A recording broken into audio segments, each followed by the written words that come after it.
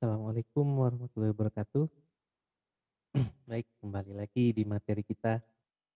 Pada hari ini, saya ingin share mengenai desain pattern ya.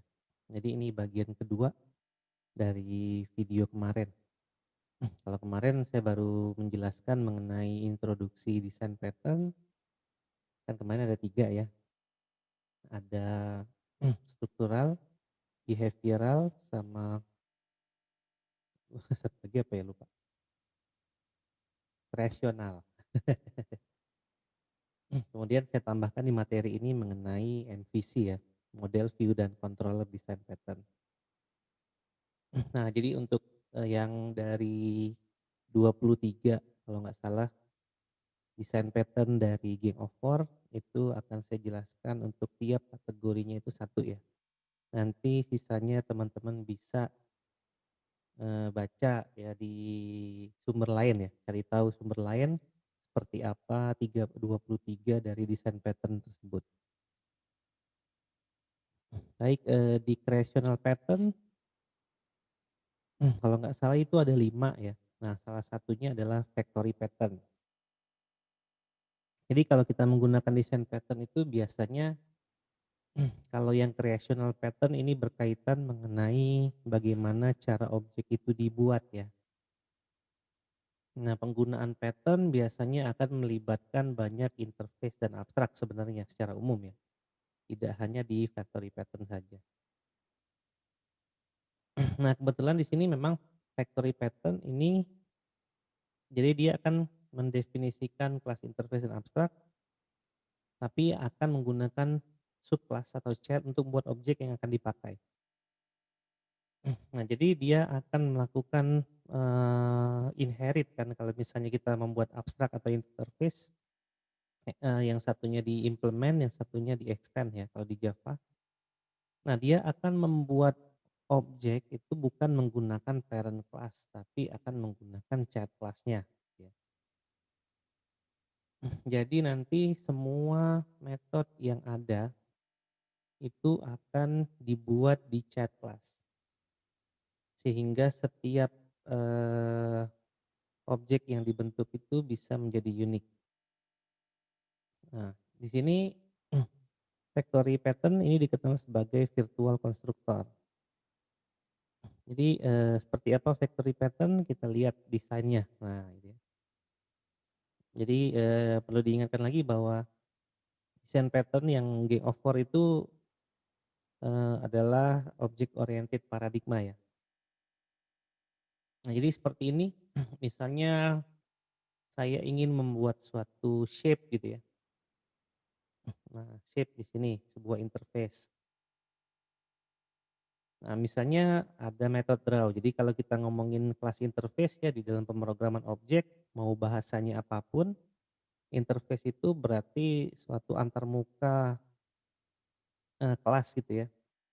Di mana dia tidak memiliki atribut tapi memiliki objek, tapi memiliki metode yang wajib diimplementasikan oleh kelas yang mengimplementasikannya. Nah, jadi untuk apa kita gunakan interface ini di factory pattern itu untuk mengatur metode ya. Jadi di sini kan kita akan memiliki beberapa shape. Yang mengimplementasikan shape ini adalah circle, square, dan rectangle. Ya, lingkaran, kotak, dan segitiga gitu ya. Nah, karena memang interface itu metodenya harus diimplement, maka circle, square, dan rectangle itu akan mengimplementkan draw-nya si shape. Makanya di circle, square, dan rectangle itu ada metodenya draw. Oke, nah itu adalah factory-nya, ibaratnya itu adalah factory itu adalah pabriknya. Nah, kita akan membuat objek circle, square, atau rectangle itu dari shape factory, gitu ya. Jadi di situ dia akan get shape dari shape. Ya, shape-nya itu yang mana? Shape-nya kita tinggal pilih circle, square, atau rectangle.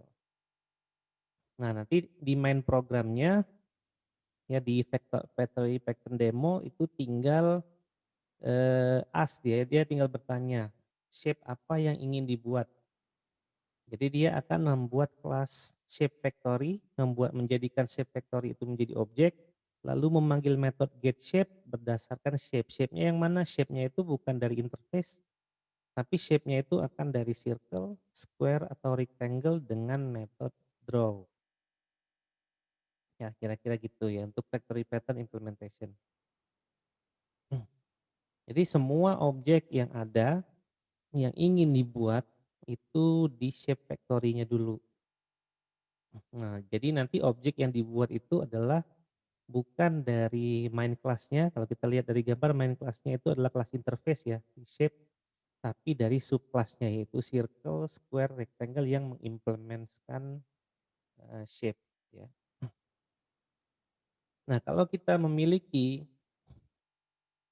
selain circle, square, dan rectangle gimana caranya? Ya tinggal ditambahin aja dan sama-sama akan mengimplementkan shape gitu ya nantinya dan akan mengimplementkan metode draw-nya punya shape.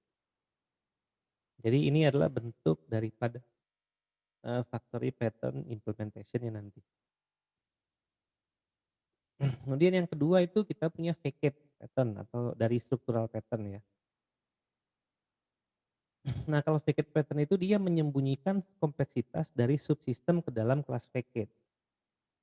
Jadi ibarat contoh di sini, saya sebagai orang yang ingin mengetahui suatu perusahaan, perusahaan itu kita anggapkan sistem dan subsistem ya. Nah, saya itu ingin bertanya pada perusahaan itu, apa sih jasa perusahaan itu?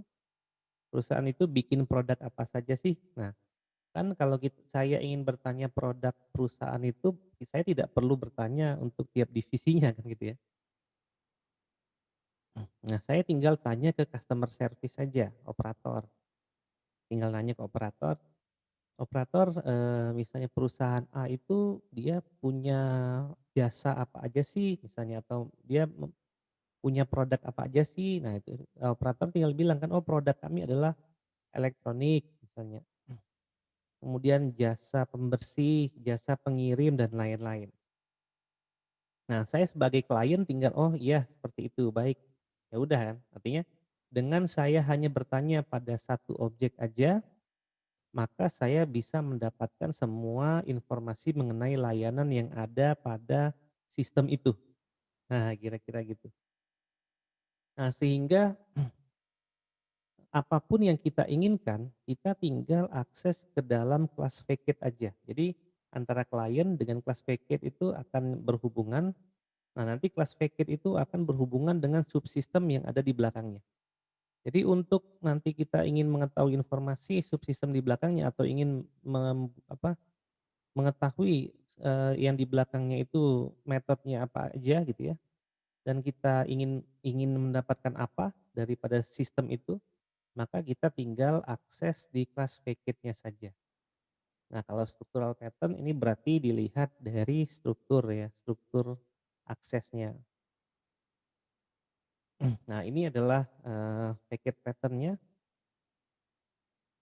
Jadi di situ misalnya saya kliennya ya, saya main programnya, itu adalah shopkeeper-nya, itu sebagai shopkeeper itu sebagai facade class ya. Nah, yang di belakang itu adalah mobile shop, itu adalah subsistemnya. Nah, di mobile shop itu interface juga ya, di mana dia akan memiliki, eee, 3, barang gitu ya, misalnya di sini, kasusnya adalah iPhone, Samsung, dan BlackBerry. Ada model number sama price. Nah, sehingga nanti, shopkeeper, main programnya tinggal ini aja, nanya sama kelas shopkeeper. Dia tidak perlu mengakses mobile shop gitu ya. Dia tidak perlu mengakses mobile shop, tapi dia hanya berinteraksi dengan shopkeeper. Jadi di main program itu tidak akan ada codingan nantinya ya, tidak akan ada codingan mengenai mobile shop, tapi semua mengenai shopkeeper. Misalnya di main program, kita bikin pembelian misalnya, pembelian, handphone, Samsung misalnya. Maka yang kita lakukan hanyalah tinggal men-generate shopkeeper-nya, kemudian kita tinggal panggil metodenya, yaitu Samsung Sale, udah aja gitu. Nah jadi di Vacat Pattern ini, semua akan berinteraksi ke shopkeeper-nya saja. Jadi tidak akan ada code mengenai mobile shop-nya di Vacat Pattern ini. Jadi sama kayak tadi ya, klien hanya butuh bertanya pada operator untuk mengetahui semua layanan atau produk yang ada pada suatu perusahaan. Tanpa klien harus bertanya pada perusahaan itu per divisi-divisinya. Jadi tinggal mengakses ke satu kelas paket aja, gitu ya. Nah, kemudian ada strategi pattern, ini termasuk behavior pattern. Nah, di sini behavior pattern ini mengenai, metode ya biasanya. Nah, kapan kita pakai behavior pattern, artinya kalau kita punya satu masalah, namun masalah itu kita bisa selesaikan dengan banyak cara gitu ya, atau banyak algoritma, nah itu cocok pakai strategi pattern. Jadi dia digunakan untuk suatu kelas yang mengimplementasikan banyak algoritma saat program berjalan, pada saat runtime. Nah, di sini misalnya masalahnya adalah X, kita bikin 4 algoritma ya, misalnya A, B, C, dan D, maka saat berjalan nanti kita bisa pilih ya, algoritma mana yang akan kita gunakan untuk menyelesaikan masalah saat runtime, tergantung dari kondisi yang nanti terjadi di dalam, program itu berjalan. Nah, biasanya, strategi pattern digunakan jika terdapat kelas yang saling terhubung dan hanya dibedakan oleh behavior-nya saja. Jadi ada kelas yang sama misalnya, cuman dia beda behavior, nah itu bisa tuh. Biasanya game, misalnya kan kalau misalnya menyerang musuh dengan pistol, menyerang musuh dengan, pisau. Pistol dan pisau itu kan objeknya beda ya, tapi behavior-nya maksudnya objeknya sama ya, senjata, tapi behavior-nya beda. Misalnya damage yang diberikan pistol akan berbeda dengan damage yang diberikan pisau, gitu ya kira-kira. Lalu biasanya digunakan kalau kita memiliki banyak algoritma yang harus diimplementasikan. Algoritma yang dimaksudkan di sini adalah, menyelesaikan masalah ya, step-step atau langkah-langkah menyelesaikan masalah. Kemudian yang ketiga, kita tidak ingin algoritma tersebut kita tercampur dengan kode klien. Dan adanya sebuah kelas yang mendefinisikan banyak behavior dan behavior ini muncul karena adanya beberapa syarat yang harus dipenuhi. Jadi misalnya ada behavior, ada metode gitu ya, di mana metode ini bisa diakses kalau ada syarat-syarat tertentu yang harus dipenuhi baru bisa dipakai ya. Nah, contoh strategi pattern implementation seperti ini. Jadi ada konteks, di situ ada interface. Nah, lalu di sini ada strategi ya, di sini interface. Nah, strateginya ada strategi A, strategi B, dan strategi C. Di situ ada algoritma interface semua. Dan nanti, dia akan memilih strategi yang mana itu akan tergantung dari konteksnya. Ya memang secara struktur kelas ini mirip ya antara factory, pattern, terus strategi dan ini juga ya, dan, facade ya. Cuman, cara menggunakannya yang beda nantinya, cara implementasinya karena relasinya juga dia beda ya, satu use as, satunya as, lalu create, satunya itu strategi gitu ya. Nah ini contohnya ya, misalnya ada karakter, karakter kan punya senjata, lalu dia akan bertarung dan dia akan menampilkan gambarnya misalnya. Nah senjata itu kan nanti ada kapak, ada pedang, ada pisau. Nah nanti, di karakter itu dia akan berperan sebagai raja atau prajurit ya. Nah nanti, raja itu akan memiliki senjata apa itu akan tergantung dari kondisinya kan gitu ya. Di mana kalau kita lihat program kita lihat, kelas diagram sederhana ini, untuk bagaimana strategi yang dia pilih, misalnya raja itu senjatanya apa sih, itu akan terlihat dari set senjata, ada metodenya di situ. Ya ada raja kan ada display, ada set senjata, prajurit juga ada display, ada set senjata.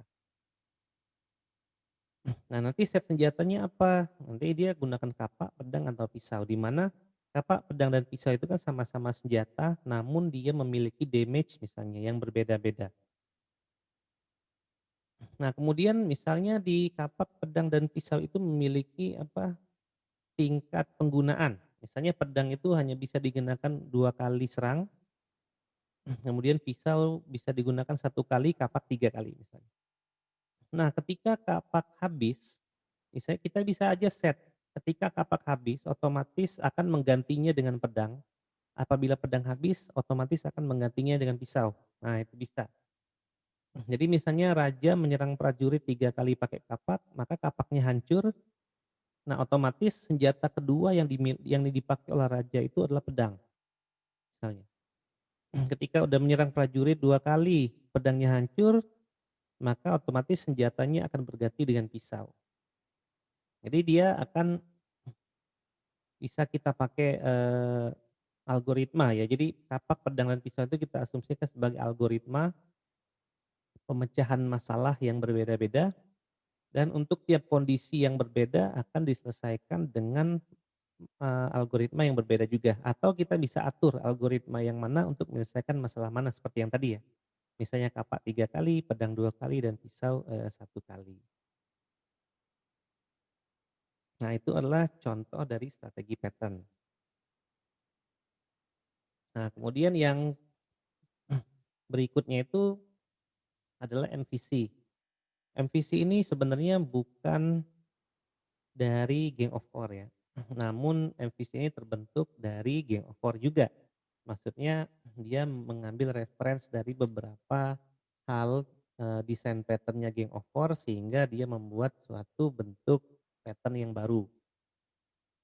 Nah MVC ini adalah, bentuk daripada ya dia tidak termasuk struktural behavior atau, yang satu lagi ya, namun dia lebih concern ke prinsip dari desain, yaitu membagi user interface gitu ya, dari sistem, dari implementasi. Jadi dia tujuannya adalah memisahkan antara user interface dengan aplikasi. Nah, di sini dia memiliki beberapa lapis kohesi ya. Jadi beberapa lapis kohesi yang sudah cukup baik sehingga kita bisa membuat, suatu kelas itu tidak terlalu gemuk. Nah, dan dia akan memiliki kopling juga bagus gitu ya. Jadi kopling juga akan dikurangi, antara user interface dengan aplikasinya. Jadi koplingnya itu hanya kopling yang diperlukan saja. Nah, gitu ya. Kalau misalnya kita ngomongin kopling berarti dia akan kopling ke model satu, view satu, controller satu kurang lebih ya. Atau bisa berbagai macam model yang dia hubungkan tapi hanya berlaku untuk suatu kasus itu saja. Ya jadi sehingga koplingnya dikurangi ya. Nah jadi di sini, penggunaan MVC itu udah sangat memudahkan sebenarnya dalam membuat suatu aplikasi. Nah bahasa pemrogramannya apa, ya bebas yang penting pattern-nya adalah MVC. Ya jangan, kan biasanya orang yang coding PHP doang yang tahu MVC nih, nanti MVC itu ada di mana, ada di CI misalnya. Ya orang yang coding Java pun ada MVC ya, bisa coding MVC gitu ya. Jadi di Java juga ada framework yang mengimplementasikan MVC pattern. Cuma nama framework-nya saya lupa. Nah, jadi ini adalah pattern ya. Kalau kita ngomongin pattern, kita akan berbicara mengenai pola terlepas dari perangkat lunaknya nanti dibangun dengan menggunakan bahasa apa. Asal bahasa itu support object oriented, udah aja gitu. Ya. Nah, MVC itu seperti namanya ya, dibagi menjadi 3, ada model, ada view, ada controller. Nah, kalau model itu semuanya ya dia adalah mengenai data, bisnis logic, rule, strategi, functional layer, dan seterusnya gitu ya. Nah, kalau view itu semuanya adalah UI, mau dibangun pakai apapun bebas ya, kalau di pemrograman web dia pakai HTML ya di view. Nah, kalau controller itu dia akan merespon ya, merespon request yang diminta oleh user, lalu dia akan menyalurkan itu ke model dan model akan mengupdate suatu view. Nah, jadi controller itu adalah dia itu berada di tengah-tengah, dia akan memediasi antara view dengan model. Nah, sebenarnya yang memisahkan, yang kita bilang tadi, yang memisahkan antara user interface dengan sistem itu ada di model dan view-nya ya. Jadi, implementasi atau aplikasi itu semuanya ada di model, jadi model itu semuanya, nah user interface itu semuanya ada di view. Nah, bagaimana view dengan model ini saling berkomunikasi, dia dimediasi oleh controller. Oke, kita lihat, implementasinya ya. Jadi sebenarnya di MVC pattern ini user tidak langsung mengakses view ya. Jadi UI itu sebenarnya dilihatnya terakhir. Jadi alurnya itu user juga bukan mengakses model, tapi user itu akan menggunakan controller dulu gitu ya. Jadi usernya bilang, "Saya ingin login," aja gitu ya. Maka dia harus nyari di controller itu mengenai masalah login. Nah, ketika udah ketemu, nanti controller akan memanipulasi model yang berkaitan dengan login, kemudian view, model tersebut akan mengupdate konten yang ada di user interface yaitu di view, lalu yang akan diterima oleh user itu adalah view yang sudah diupdate dengan konten dari model, gitu ya. Jadi interaksi ke user itu bukan ke UI ya pertama kali, tapi ke controller dulu. Karena controller harus memanipulasi model, model harus mengupdate view, lalu kontennya yang diupdate ya, lalu baru dari view itu bisa dilihat oleh user. Nah, sehingga di sini user tidak tahu sebenarnya implementasinya seperti apa ya di model. Nah, dia hanya perlu tahu bagaimana cara mengakses sesuatu yang dia inginkan dari controller itu doang. Nah, secara implementasi ini sebenarnya disembunyikan juga ya, disembunyikan di controller. Artinya user tidak tahu implementasi dari aplikasi ini dengan detail seperti apa. Ya terus, dia juga tidak bisa mengakses view secara langsung karena, view itu sejatinya diakses itu dari controller dulu. Jadi controller memanipulasi model, artinya ketika user ingin melakukan sesuatu, sesuatu, dia request-nya itu bukan dari user interface ya, tapi dari controller. Nah, baru nanti request-annya akan diteruskan ke model. Jadi model itu nanti akan di-generate objeknya, dia akan mengisi nilai-nilai yang di-request dari user. Nah, nilai-nilai itu nanti akan diolah di model, kemudian model akan mengupdate konten yang ada di view, di tampilan, dan kemudian user bisa menerima respon daripada aplikasi ini melalui view. Udah sampai situ aja. Ketika dia ingin melakukan hal yang lain, dia harus ke controller lagi. Jadi siklusnya sama, bukan dari view ya, kalau MVC itu selalu dimulai dari controller. Nah, controller itu bisa terdiri dari banyak kelas, nanti model juga bisa terdiri dari banyak kelas, view juga bisa terdiri dari banyak interface ya. Nah, nanti beda beda kalau PHP. Kalau PHP kan memang interface-nya itu HTML ya. Kalau kita codingnya Java, interface-nya juga pakai kelas kan. Ya itu nanti beda dari sisi implementasi codingnya. Namun secara logik dan secara alur itu sama. Ya user menggunakan controller, controller memanipulasi model, model mengupdate view, lalu view akan dilihat oleh user. Sehingga nanti untuk apa yang di-request itu tingkat couplingnya akan dikurangi ya. Jadi controller apa akan memanipulasi model apa, model akan mengupdate view apa, view itu yang akan didapatkan oleh user. Ya dia mereduksi coupling tadi ya. Kemudian dia akan memiliki banyak kohesi ya, memiliki layer kohesi. Layer kohesi itu nanti akan terlihat daripada kelas-kelas yang dibentuk dari controller dan model. Nah tentunya, kohesinya juga dia, lumayan bagus ya di sini ya. Ya lumayan bagus lah gitu ya, kalau misalnya kita memang menerapkan pattern ini dengan baik ya, kita memodelkan pattern MVC ini dengan baik. Maka, eee, cohesion sama couplingnya itu bisa kita dapatkan. Jadi seperti itu ya untuk MVC. Baik, itu adalah beberapa contoh dari desain pattern ya.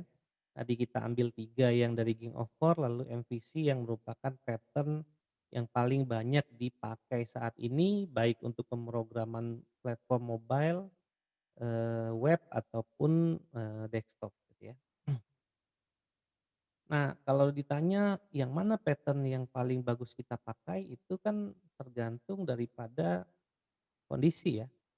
Yang jelas pattern itu adalah digunakan untuk menyamakan persepsi antara satu orang programmer nantinya dengan programmer yang lain seketika mengimplementasikan suatu aplikasi.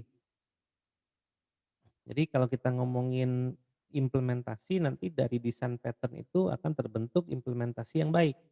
Karena sejatinya membuat aplikasi itu bisa dilakukan oleh banyak orang, ya tidak hanya satu orang saja.